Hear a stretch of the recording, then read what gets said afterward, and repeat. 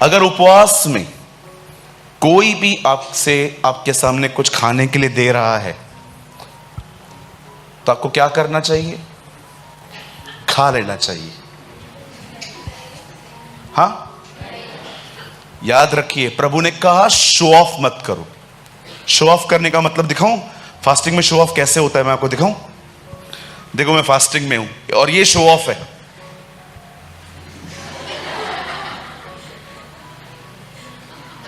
क्या हुआ brother? Fasting है, ये शो ऑफ है। लेकिन डिफेंड करना कोई, मुझे अगर आप फास्टिंग के दिन कहोगे ना ये खा लो, जानते हो मैं क्या कहूंगा? मैं नहीं खाऊंगा, मेरा फास्टिंग है। ये शो ऑफ थोड़ी है, ये तो खुद को बचाना हुआ। बहुत सारी गलत धारणाएं हैं हमारे अंदर उपवास के प्रति। कई लोग बोलते हैं मैंने बता दिया। अरे शो ऑफ थोड़ी किया, मैंने बता दिया। अरे बाप रे, प्रभु मेरे फास्टिंग को स्वीकार नहीं करेगा। वो जो पहले वाला बताया ना वो स्वीकार नहीं करेगा, ये करेगा। ठीक है, चलिए मेरे साथ बाइबल खोलिए सब। पहला शमूएल 1 सैमुएल चैप्टर 16, पहला शमूएल उसका 16वां अध्याय 16 का 18। पहला शमूएल 16 अध्याय 18वां वचन, 18th वर्ड। तब एक जवान ने उत्तर देकर कहा, सुन, मैंने बैतलहम वासी ईशे के एक पुत्र को देखा है जो वीणा बजाना जानता है और वो वीर योद्धा भी है और बात करने में बुद्धिमान और रूपवान भी है और यहोवा उसके साथ रहता है। ये सब यीशु के नाम से हमें मिल जाए।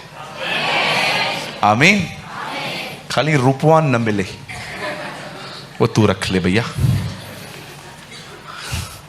ओके, मैं चाहता हूं आइए आप सब सामने देखें। लिखिए मत, घर पे जाके लिखा करो, मस्त कैच करो इधर। ओके, आइए सब सामने देखें। बाइबल बताती है दाऊद वीणा बजाता था। मैंने वीणा कभी देखी नहीं है ध्यान से, गिटार पड़ी है भैया की, कोई साज है ये, क्या है? इंस्ट्रूमेंट है ये। ठीक है, आइए सब ध्यान दीजिए। हमारे परमेश्वर के वचन में हमारे प्रभु ने हमें बताया कि जब उसने इज़राइल का पहला राजा नियुक्त किया तो उसका नाम शाऊल था। बाइबल बताती है वो एक ऐसा लीडर था जो लीडर बनना ही नहीं चाहता था। मैं आप में से हर एक को कहना चाहता हूं, आदर मिलता है, धन्यवाद। भूख मत रखिए कि मेरा आदर होना चाहिए। लोग आपको ऑनर देते हैं, धन्यवाद प्रभु का। वो सारा आदर लेके जो आदर के योग्य है उसे दे दो। उसको कहो, प्रभु अगर तू चला जाए ना। आप में से कितने लोग ये बात जानते हैं, जीसस जब यरूशलेम आया तो कौन से जानवर पे बैठ के आया? बोलिए, गधा। हाँ, हम लोग है ना कई बार मस्ती में लोगों को बोलते हैं, है ही तू गधा। ये है ना, मैंने अभी बोलना बंद कर दिया है जब से मैंने गधे के ऊपर पढ़ा है। अभी मैं लोगों को गधा नहीं बोलता हूं, तू गधा है। आप जानते हो जिस दिन यीशु उस गधे पे बैठ के यरूशलेम आया, मुझे बताइए आप अपने लाइफ में कभी गधे पे बैठना पसंद करेंगे? बहनों सोचो, आपके घर के नीचे गधा बंधा हुआ है और आप चर्च तक चल। आप आएंगे भाई लोग? आप आएंगे? हाँ, कितने भाई लोग हैं यहां पर जो गधे पे बैठ के आएंगे? नीचे गधा पार्क करो, बांध के ऊपर आओ और सोचो अगर रास्ते पे वो अपना हॉर्न बजाए तो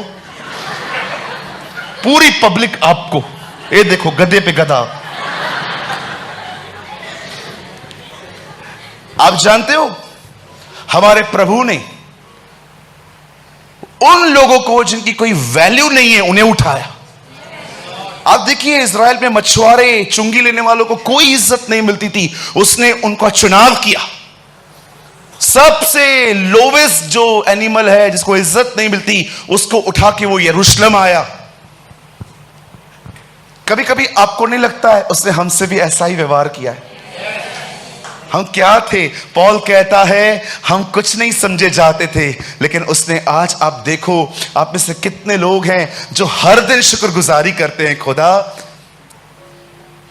मुझे कोई खुशी नहीं है कि तूने मुझे बहुत कुछ दिया, लेकिन मुझे इस बात की है ना बड़ी खुशी है कि आज तूने मुझे बेटा कहा है, तूने मुझे बेटी कहा है। We are the sons and the daughters of God. आप जानते हो कलाम पाक कहता है परमेश्वर ने अपनी प्रजा के ऊपर एक राजा नियुक्त किया, उसका नाम शाऊल था। बोलिए शाऊल। अच्छा, मैं आपसे पूछना चाहता हूं, आखिर ऐसा क्या हुआ कि प्रभु ने डिसाइड किया यह बंदा नहीं चाहिए हमें?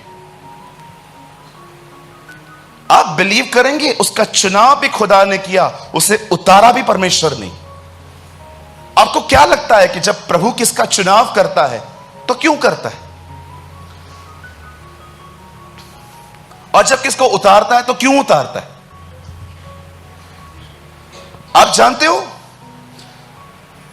जब परमेश्वर ने कहा यह बंदा मुझे नहीं चाहिए, जा सैमुअल ले अपना कुप्पी किसी और का अभिषेक कर दे, उसका एक मेन कारण जानते क्या था? जिद्दीपन। जिद्दीपन। परमेश्वर को मनुष्य के पाप से अधिक, पाप न मानने वाली जिद पे उसे बड़ी तकलीफ है। अगर आप एक ऐसे व्यक्ति हो ना जो आप गुनाह करने के बाद आप मान लेते हो, सबसे पहले तो जानबूझ के करना ही नहीं है, लेकिन अगर हो जाता है, अगर आपको 7-8 प्रचार सुनने के बाद लगता है हां मेरे को लगता है मैंने शायद मैंने किया है, आपको पता है एक दिन वो आपको हटा देगा। आप सोचो, वो परमेश्वर जिसने उत्पत्ति से पहले ही प्रकाशित वाक्य देख लिया होगा, दुनिया के बनने से पहले उसका अंत देख लिया होगा। आपको पता है वो लोगों से सवाल क्या करता है? आदम तूने फल खाया? केन तेरा भाई कहां है? प्रभु क्या आप नहीं जानते हो उन्होंने फल खाया? आप नहीं जानते हो हाबिल मर चुका है? मैं सब जानता हूं सूरज, इनके मुंह से सुनना चाहता हूं। God hate dishonest nature, not sinful nature, because he know everyone is sinner. परमेश्वर को पापी से अधिक जिद्दी, हट्टी, न मानने वाले व्यक्ति से प्रॉब्लम है। यही बंदा वचन कहता है हट्टी होने के कारण, जानते हो जब इसे उतारा गया पदवी से तो उसे क्या कहा गया? क्या हठ और मूर्ति पूजा एक समान पाप नहीं? परमेश्वर कभी अनफेयर नहीं हो सकता। उसे हटाने का उससे कारण भी बताता है। वो उसे कहता है तू जिद्दी आदमी है, तुझसे बात करना कठिन है। कभी भी अपने अंदर जिद न पालें, और खुदा के सामने तो बिल्कुल नहीं। अगर वो आपको महसूस करवा रहा है तेरी गलती है, बी हम्बिल। नम्र व्यक्ति हाथ जोड़ के नहीं बात करता, सिर्फ वो खुदा के लिए अपने आप को मोल्ड करता है। ही मोल्ड।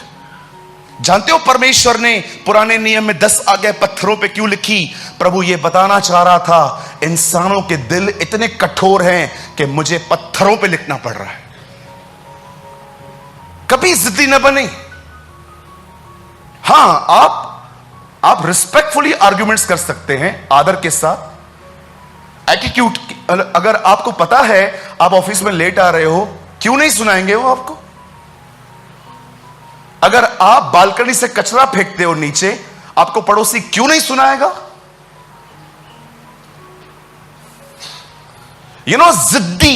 जिद्दीपन की वजह से जब सैमुअल शाऊल के पास जाता है ना और उसे कहता है, मैं कई लोगों से बात करता हूं ना, मैं बोलता हूं ब्रदर ये गलत है। ब्रदर एक्चुअली एक बार पता है क्या हुआ?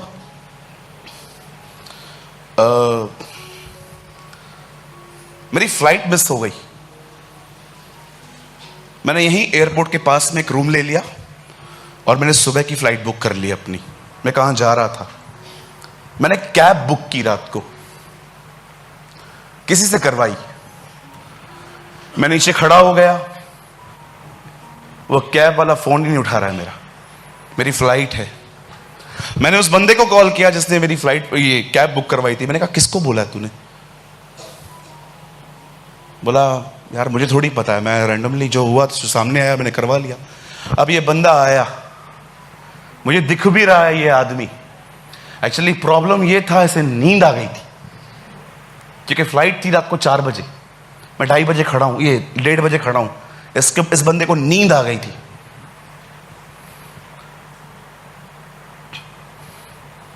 कैब बुक हुई, वो चला भी है लेकिन गाड़ी लगा के 15-20 मिनट लेट आया। मैंने उससे कहा साहब फोन तो उठाओ, बोल तो दो नहीं आऊंगा, मैं कोई और ले लूं। लास्ट तक उसने अपनी गलती नहीं मानी। इतनी डिस्कस की, नहीं आप समझ नहीं रहे हो, रात को यही सब होता है।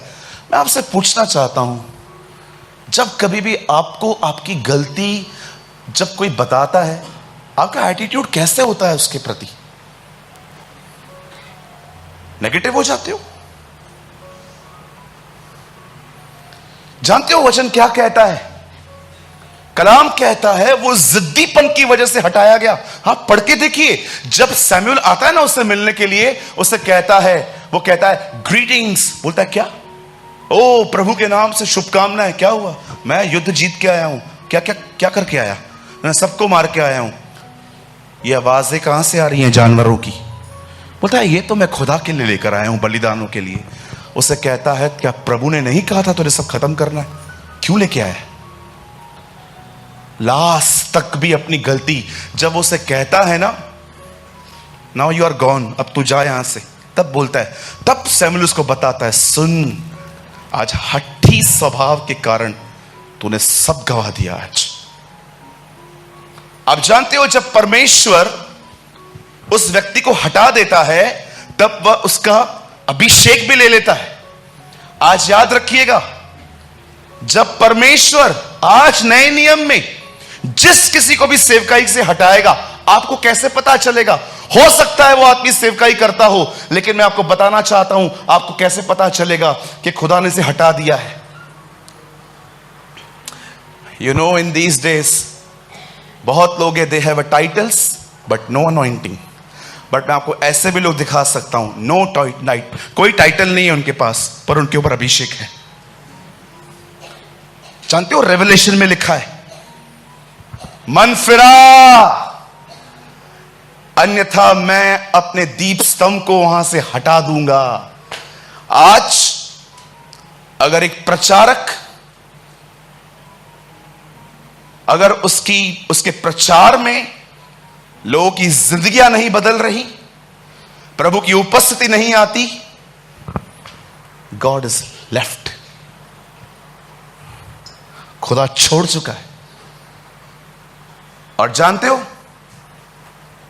इसीलिए आपको कई जगहों पे आप देखो, आप बोर होते हो सुन के। क्या लगता है आपको सदैव लोग थके हुए रहते हैं? No, preacher don't have anointing. प्रचारक के ऊपर कोई अभिषेक नहीं है। एक्चुअली हर बार लोग थके हुए नहीं रहते। अभिषेक में इतनी ताकत है, वो एक इंसान, थके हुए इंसान को भी बांध के रख सकता है। यू नो, जब अनॉइंटेड पर्सन बात करता है ना, आप है ना दुआ करोगे ये और बोले, ये चुप न करे। संदेश जल्दी खत्म क्यों हो गया? जल्दी खत्म नहीं हो गया, वो अनॉइंटेड मैसेज था, इसलिए आपको ऐसा लगा। एक दिन मैं एक प्रीचर को सुन रहा था, आई वॉज इन छत्तीसगढ़। मुझे इतनी नींद आ रही थी, इतनी नींद आ रही थी, और मुझे बिल्कुल अच्छा नहीं लग रहा था कि वो सामने खड़ा है और मुझे यॉर्निंग्स आ रही थी। मैंने, पता है मुझे बहुत गलत लगता है ये कि मैं किसी को डिस्करेज कर रहा हूं, वो मुझे देखे और मैं दिखा रहा हूं उसको। आप विश्वास कीजिए, मैंने अपने आप को ऐसे जगा के रखा था। मैं बार बार पता नहीं क्या क्या कर रहा था कि मैं उसको महसूस ना करवाऊं कि मुझे नींद आ रही है। मैं रूम में आया, मैंने प्रभु से कहा, प्रभु मुझे माफ कीजिए, मुझे लगता है मेरे अंदर कोई अंधकार है। यीशु के नाम से नींद की आत्मा छोड़ मुझे, छोड़ मुझे, छोड़ मुझे। मुझे प्रभु ने कहा, है ही नहीं वो, किसको निकाल रहा है तू? मैंने कहा मेरे को नींद आ रही थी ना। नींद इसलिए आ रही थी, उसके ऊपर कोई अभिषेक नहीं था। हर जगह पे निकल निकल निकल, हर जगह डेविल नहीं होता। और आप जानते हो अभिषेक क्यों नहीं है? क्योंकि प्रेयर लाइफ नहीं है, प्रार्थना ही नहीं करते हैं बहुत लोग। कभी कभी नींद से उठ के आराधना करेंगे, नींद से उठ के प्रचार कर लेंगे, नींद से उठ के ही वॉलंटरी का काम। तू इधर बैठ, तू भी इधर बैठ, तू भी बैठ जा, तू भी ना गिर जाए। No prayer life.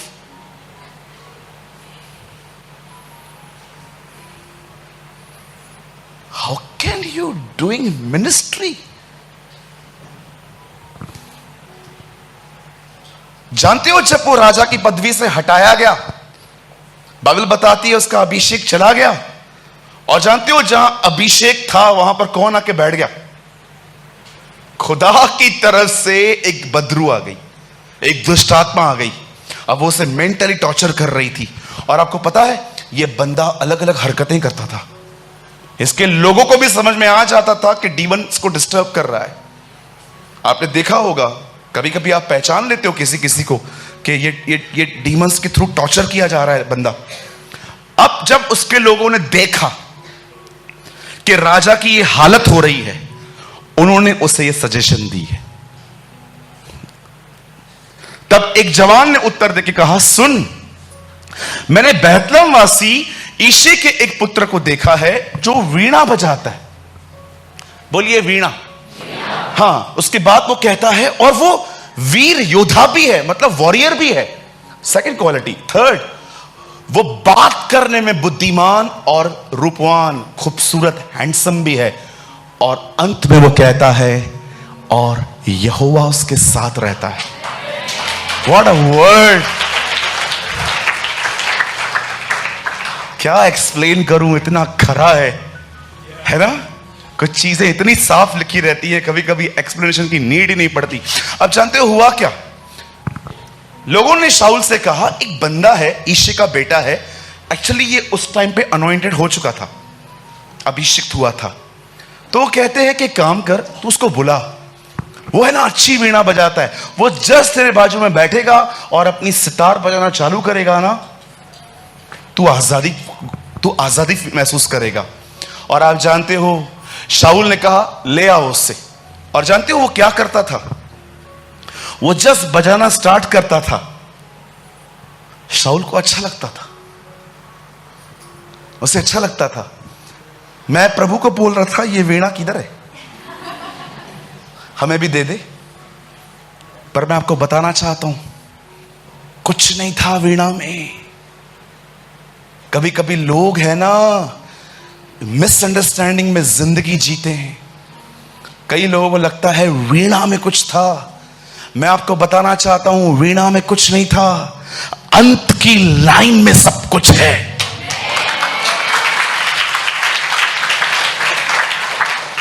जानते हो वो बुद्धिमान क्यों था? वो बोलने में बुद्धिमान क्यों था? जब वो गाता था उसकी म्यूजिक में अनॉइंटिंग क्यों थी? सबसे इंपॉर्टेंट बात यह थी क्योंकि खुदा उसके साथ था। मेरे भाइयों, मेरी बहनों, सोर्स इज इंपॉर्टेंट।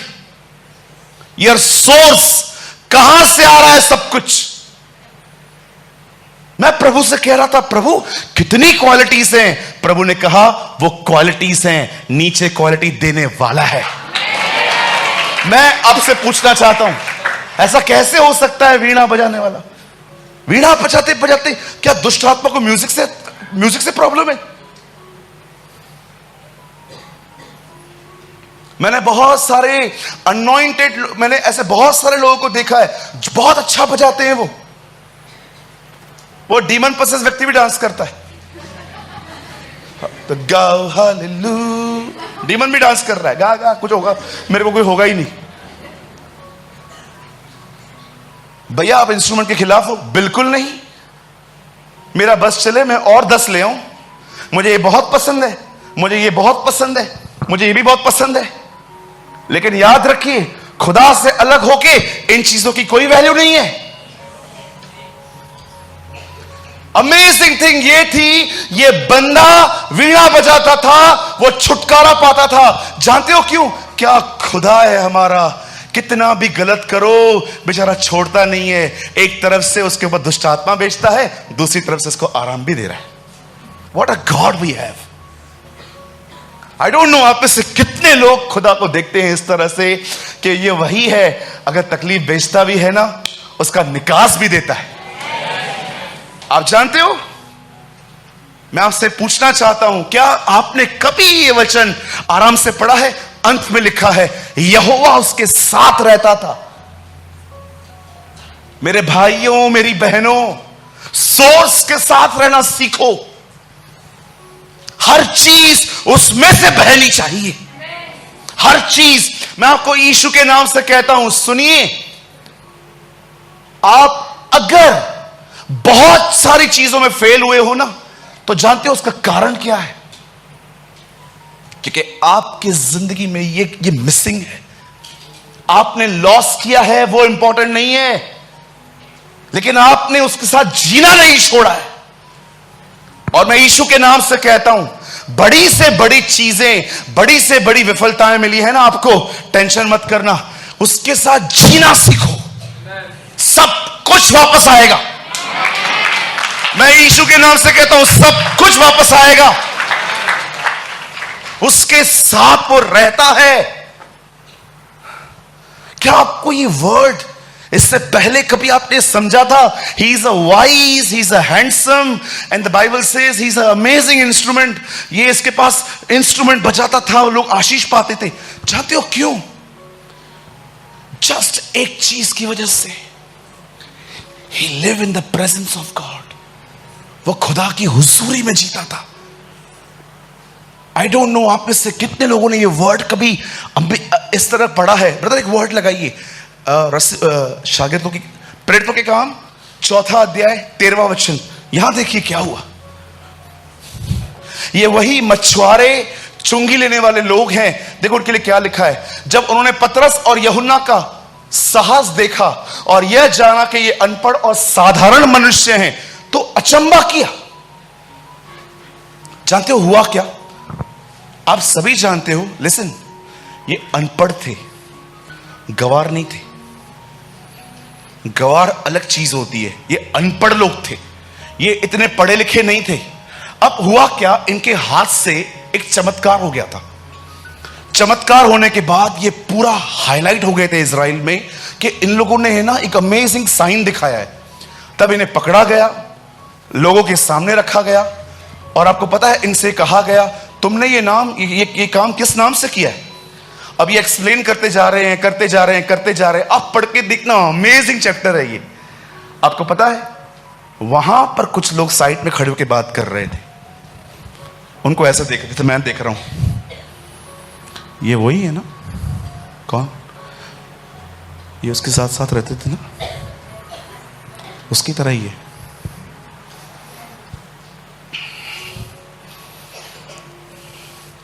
एक बार भाइयों को ये बात बहुत पसंद आएगी, मेरी टीम को ये बात पता है, पर मैंने कभी उनको बताई नहीं है ये बात। एक बार मैं आउटरीच के लिए मैं बाहर गया था कहां पर, तो मैंने अपने चर्च के एक भाई को कॉल किया।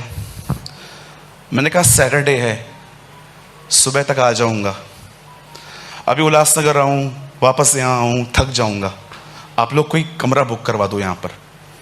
तो बिल्कुल चर्च के सामने एक होटल है, ये लोग वहां गए।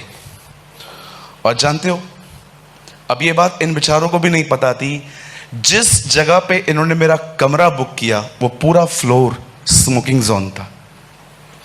उस बिल्डिंग में आप कहां पर भी सिगरेट नहीं पी सकते, आपको पीना है तो ऊपर जाना पड़ेगा। जैसे आपने देखा होगा एयरपोर्ट पे भी ऐसे चीजें बनी रहती है कि सिगरेट वहीं पर पियो। मैं ऊपर गया, इतनी सिगरेट की बदबू थी, इतनी बदबू थी। मैं कॉल करने वाला था उस भाई को, मैंने कहा यार तू कहां फंसा दिया मेरे को, कितनी गंदी बदबू है यहां पर। और जिस रूम में उन्होंने मुझे रखा वहां पर भी बदबू थी। सिर्फ 4 से 5 घंटे में वहां रहा था, 5 आवर्स। 5 घंटे के बाद जब मैं बाहर आया, मैं नीचे उतरा, मैंने देखा 5 घंटे में रहा हूं यहां और मेरे शर्ट से सिगरेट की बू आ रही है। मुझे एक बात बताइए, आप समझ गए? जब 5 घंटे एक गलत जगह पे रहकर हम वहां की चीजें लेके आ सकते हैं, जरा सोचो अगर आप उसके साथ जिए। ओ, आप जानते हो, ओहो, इसीलिए पौल कहता है हम मसीह की सुगंध हैं। जब आप उसके साथ जीते हो ना, हर जगह पे आप उसकी अरोमा छोड़ के आते हो, हर जगह पे। वो लोग कहते हैं ये तो अनपढ़ और साधारण लोग हैं, तब अचंबा किया, फिर उनको पहचाना कि वे यीशु के साथ रहे हैं। ये तो ज्ञान है। अब स्टार्ट करेंगे वर्ड। मुझे बताइए आप कैसे उसके साथ जी सकते हैं? ओ आई प्रीच व्हाट आई प्रैक्टिस। इसी चीज के लिए मैं प्रैक्टिस करता हूं, कैसे आप उसके साथ जी सकते हैं। दाऊद की वीणा में कुछ नहीं था मेरे भाई, सिंपल वीणा थी वो, लेकिन वो बजाने से दुष्ट आत्माएं तक निकल जाती थी। उसका कारण यह था, जो अभिषेक देता है ना, वो उसके साथ जीता था, वो उसके साथ रहता था। इसीलिए वो बुद्धिमान था, वो योद्धा था, क्योंकि हो ही नहीं सकता कोई खुदा के साथ जीकर कमजोर हो। खुदा जिसके साथ जीता है उसे अपनी तरह बनाता है।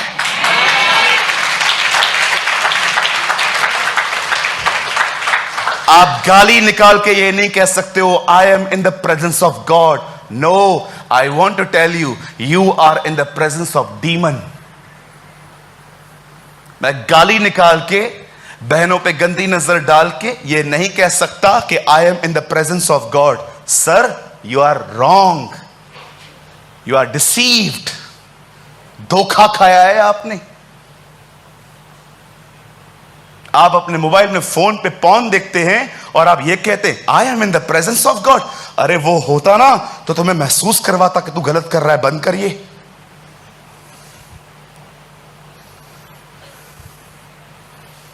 एक क्वेश्चन पूछ सकता हूं मैं भाइयों से?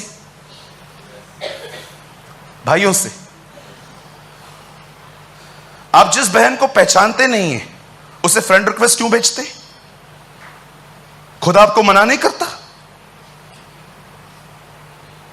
मैं आप बहनों से पूछना चाहता हूं, जिसे आप जानती नहीं है उसका एक्सेप्ट क्यों करती है? खुदा मना नहीं करता? फिर बोलते हैं मेरे पीछे पड़ गया। पढ़ नहीं गया, अलाउ किया गया उसे।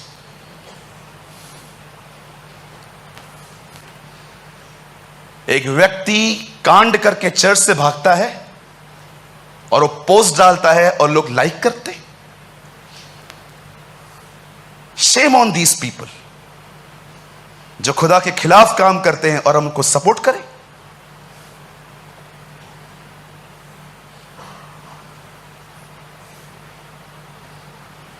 तीन लोग मेरा फेसबुक अकाउंट मेंटेन करते हैं, तीनों को बोल के रखा है मैंने, कोई भी रिक्वेस्ट भेजता है पहले देखो वो क्या शेयर करता है। जाओ, लॉक है तो एक्सेप्ट ही मत करो, लेकिन जिनका आईडी खुला हुआ है देखो क्या वो कलाम शेयर करते हैं कि रील्स शेयर करते हैं 15-15 सेकंड के। मैं उनको बोलता हूं निकाल दो उनको, कोई जरूरत नहीं है हमें लोगों की जरूरत नहीं है, हमें कुछ सिंसियर विद्यार्थियों की जरूरत है।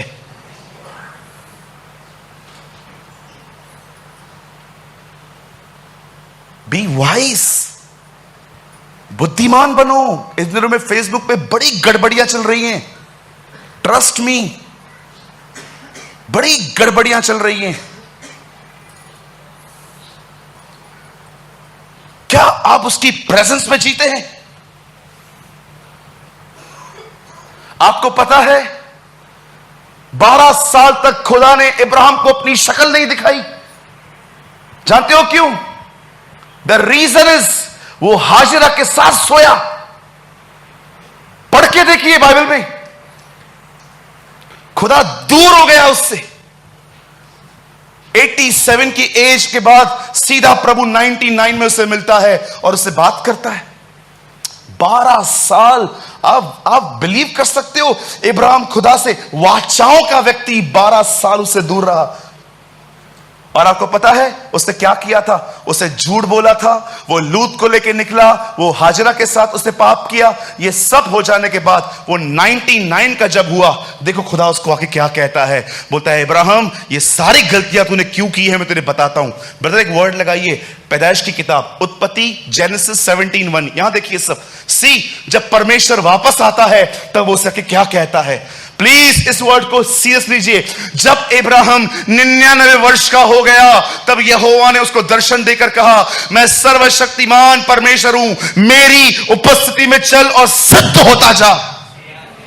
कभी आपने सोचा कि खुदा इस संदेश के साथ क्यों आया इब्राहिम के पास? वो उसे बता रहा था, तूने हर निर्णय अपना मुझसे अलग होकर लिया है, मुझसे उपस्थित जान के नहीं लिया है।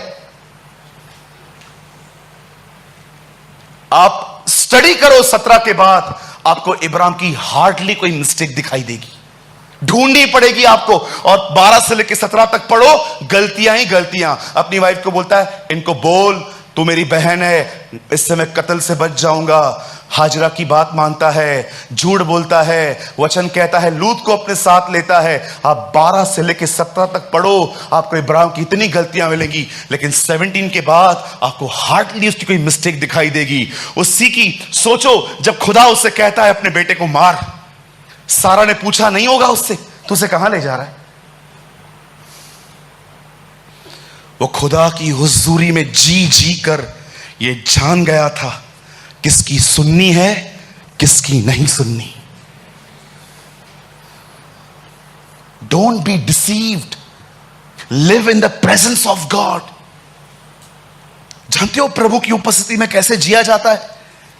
दाऊद उसके साथ जीता था, यीशु के पतरस और यूहन्ना उसकी उपस्थिति में जीते थे, इब्राहिम उसकी प्रेजेंस में जीता था। जानते हो उसकी प्रेजेंस में जीने का मतलब क्या होता है? अगर मैं आपसे पूछूं तो 99% लोग जानते हैं, क्या कहेंगे? ब्रदर आप प्रभु की उपस्थिति में जीते हैं? हाँ बताइए कैसे? वो मेरा बाल खड़ा हो जाता है, ये देखो बाल खड़ा हो गया। अच्छा मेरी बहन आप, मेरे को रोना आता है। ओके, और कोई? आप खुदा की हुजूरी में जीते हैं, आपको कैसे पता चलता है? आपको पता है, when I pray, मुझे महसूस होता है, क्या महसूस नहीं होता, मुझे इसका कोई लेन देन नहीं। कभी कभी आप कुछ फील करते हैं और अगले दिन आप फील नहीं करते, आपको लगता है खुदा आज नहीं था, नाराज हो गया, दुखी है मुझसे, लगता है मेरी दुआएं नहीं सुनी जाएगी। Bible never say live by feelings, मैं विश्वास से जीता हूं। मुझे ये पता है वो फील हो या ना हो, वो है।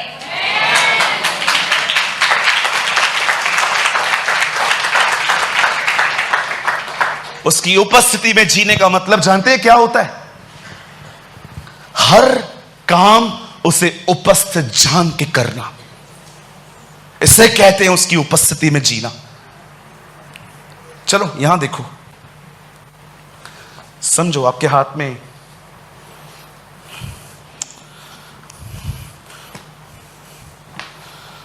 समझिए, समझो ये रिमोट कंट्रोल है हाथ में।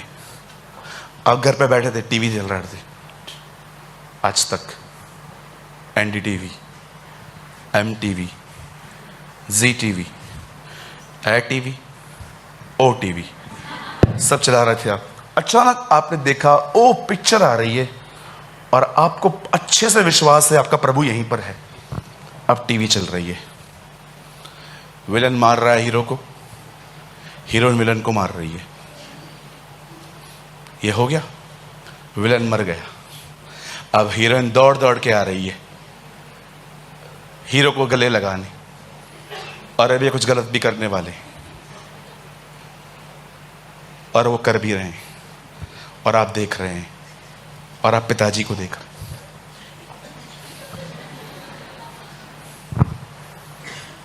कोई बैठा है, वो दिख रहा है?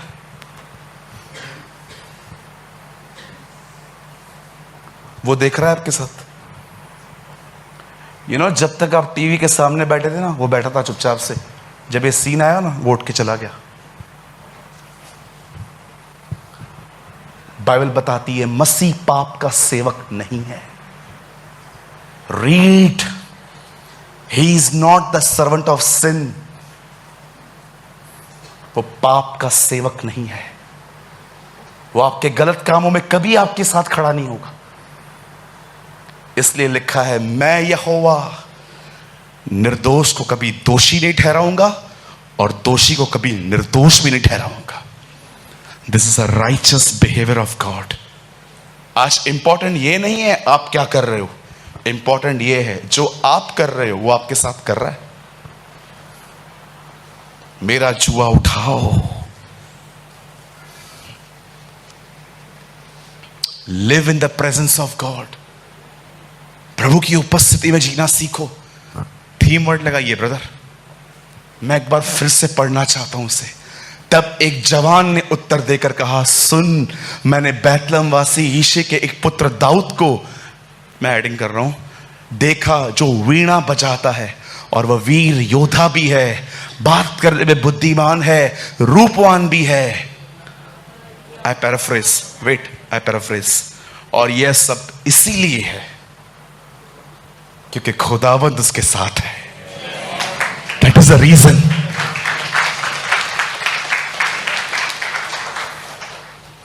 मैं एक्साइटेड हुआ इस वर्ड को पढ़ के।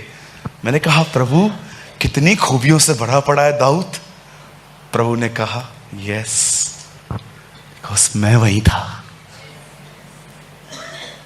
लिसन, यहां देखिए, ये मेरी आखिरी लाइन है। आप लोगों ने ना बचपन से अपने आप को सेटल करने में बहुत मेहनत की है, बहुत मेहनत की है आप लोगों ने। आप में से कुछ लोग ऐसे भी होंगे यहां से जो विरार से CST जाते होंगे। आप में से कुछ लोग शायद ऐसे भी होंगे जो कम से कम दहाड़ू रोड से चर्च गेट जाते होंगे।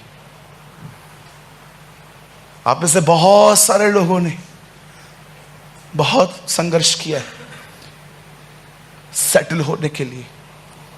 कभी कभी तो बेसिक पाने के लिए आपने स्ट्रगल्स किए, बेसिक रोटी कपड़ा मकान। मैं आप में से हर एक को कहना चाहता हूं, now change the way of living. अब जीवन जीने के तरीकों को बदलो। आपने देखा पतरस से क्या कहा उसे, हमने कड़ी रात मेहनत की है खुदा, हमें कुछ नहीं मिला। प्रभु ने कहा, अब चल तू, अब तू चल। मैंने नहीं पढ़ा कि यीशु के साथ उसने बहुत स्ट्रगल किया, उसे एक ही जगह डाला। ऐसा कोई नहीं जो मेरे कारण अपना परिवार, अपना घर, अपना सब कुछ त्यागे और 100 गुना फल न पाए।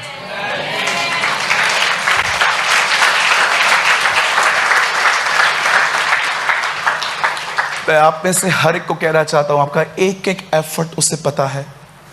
आपने सेटल होने के लिए कितनी मेहनत की है। आप में से बहुत लोग होंगे जिनकी आधी कमाई तो इंस्टॉलमेंट्स पे जाती होगी। ये पैसे आए, ये कट गए, ये पैसे आए, ये कट गए। आज मैं आपको बताना चाहता हूं, सक्सेस होने के लिए इतनी मेहनत मत करो, उसके साथ जीना सीखो। आप उसको लेके जिधर भी जाओगे ना, यू विल बी ब्लेस्ड, आशीषित होंगे आप। उसको हर जगह पे ले जाना सीखो। कैसे मरियम छोटे बेबी जीसस को हर जगह ले जाती होगी पेट में। Carry the presence of Jesus, उसकी उपस्थिति में जीना सीखो। आप सच कहता हूं, आप अपने लाइफ में उसका अनुग्रह देखेंगे, आप फेवर देखेंगे। गुलामों की तरह छोड़ो, नौकरियों में भी वो आपको बॉस की तरह रखेगा। आपका बॉस पता है आपसे सलाह लेके काम करेगा। मैंने अपनी आंखों से देखी है ये सारी बातें। मेरे चर्च में ऐसे ऐसे लोग मैं आपको दिखा सकता हूं, वो जॉब नहीं करते, उनके बॉसेस उनसे सलाह लेते हैं। कहते हैं सेठ बुलाता है, मुझे बोलता है क्या ऐसे करना चाहिए, वो हां बोलता है तो आगे बढ़ता है।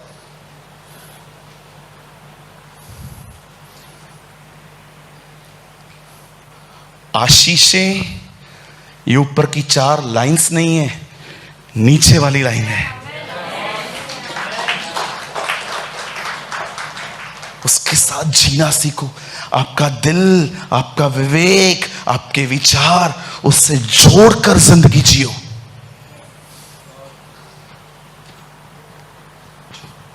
आपको लगता है खुदा ने आपको ऐसी जिंदगी जी है कि हम मारे मारे फिरे, हम भटके। पता है दाऊद क्या कहता है भजन संहिता में?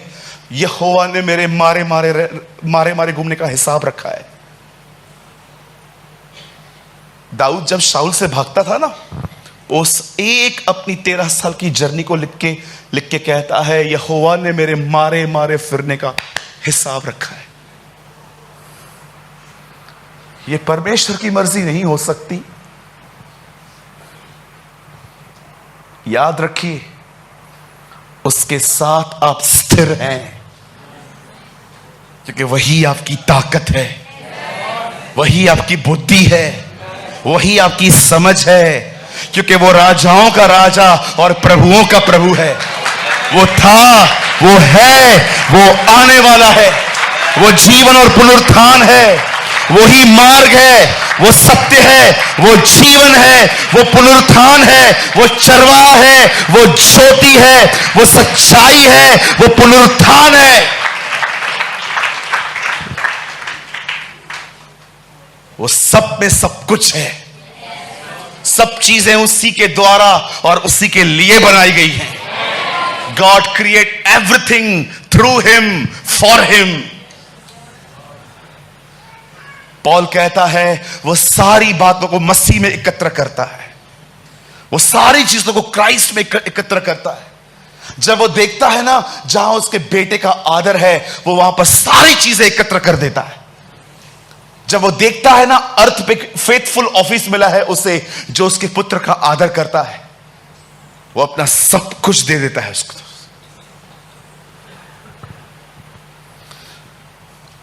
अजीब लगता है, ये 4 लाइनों के पीछे सब कोई भागता है। मुझे अच्छा बजाने आए, मैं अच्छा योद्धा बनूं, मैं खूबसूरत दिखूं, मुझे ये मिले, मुझे वो मिले। And source, where is source? What about source? कहां से आएगा ये सब?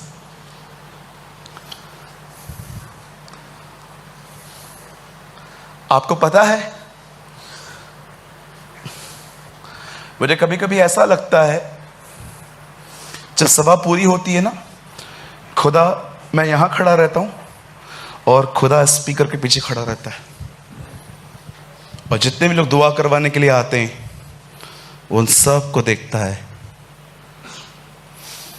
एंड यू नो, सब लोग लाइन लगा के आते हैं। कोई आके कहता है मैं बीमार हूं, मुझे पैसों की तकलीफ है, मेरा बिजनेस ठीक नहीं चल रहा है, मुझे बेबी नहीं है, मुझे ये नहीं है, मुझे वो नहीं है, और वो सब की दुआओं को सुनता है। और लेकिन जब लास्ट में वो देखता है इतने आए पर एक ने भी ये नहीं कहा मुझे खुदा चाहिए, नॉट अ सिंगल पर्सन। सब लोग मुझसे पाने आते हैं। अंकल दिनकरन जब स्वर्ग में गए, उन्होंने यीशु को, परमेश्वर को देखा। आपको क्या लगता है परमेश्वर कोई बुढ़ा व्यक्ति है? आपको पता है अंकल दिनकरन ने उनके बारे में क्या बोला? हमसे 10 गुना ज्यादा यंग है, उसके गाल बर्फ की तरह है। एंड यू नो, जब दिनकरन अंकल उस सर्वशक्तिमान यहोवा के सामने खड़े थे, खुदा ने उससे कहा क्या चाहिए? अंकल दिनकरन ने कहा पवित्र आत्मा के 9 वरदान। आपको पता है पीछे से आवाज आई, अंकल दिनकरन कह रहे थे, ये आवाज अलग थी। पीछे से आवाज आई और किसी ने कहा बोल, मुझे तू चाहिए। और अंकल दिनकरन ने अपनी प्रेयर रिक्वेस्ट चेंज की उसने कहा मुझे तू चाहिए। जानते हो जो सामने बैठा था वह अति प्राचीन, वो जो व्हाइट सिंहासन पे बैठता है, जिसके वस्त्र कभी मैले नहीं होते, जानते हो उसे क्या देखा? उस व्हाइट रोशनी में कोई ऐसे हिल रहा था। पीछे से पवित्र आत्मा ने कहा देखो पता है वो डांस कर रहा है। क्यों? वो खुश हो गया, तूने उससे मांगा।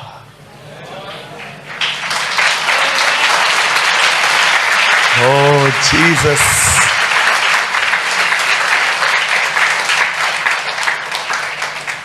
मैंने इंग्लिश में पढ़ी है वो किताब, उस पे लिखा है he is expressing his Joy. वो अपने आनंद को बयां कर रहा है। अरे ज्ञानी प्रेमी बन, सिर्फ ज्ञान इकट्ठा करने के लिए चर्च आता है।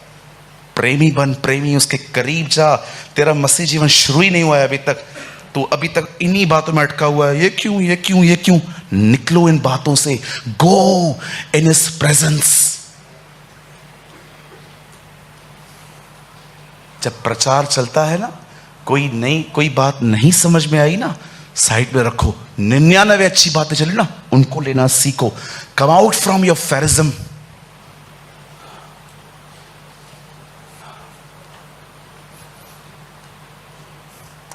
जीवन की रोटी मैं हूं, हमारे प्रभु ने कहा। एक जगह पर वो कहता है मैं रोटी हूं, और लोगों को बोलता है इधर आओ मैं तुम्हें दुआ करना सिखाता हूं। यस, दुआ ऐसे किया करो, ऐ हमारे बाप, ऐ हमारे बाप, तू जो स्वर्ग में है, तू जो स्वर्ग में है, तेरा नाम पवित्र ठहरे, तेरा नाम पवित्र ठहरे। आगे अब बोलो, उसको ऐसा बोला करो, क्या हमें आज की रोटी दे। ओके, जब चेले गए होंगे तो वो सोचते होंगे एक जगह पे इसने कहा मैं रोटी हूं, यहां पर कह रहा है मांगो रोटी को। यीशु ने उन्हें जो दुआ करना सिखाई ना, वो ये थी, मुझसे मुझे मांगो। हालेलुया।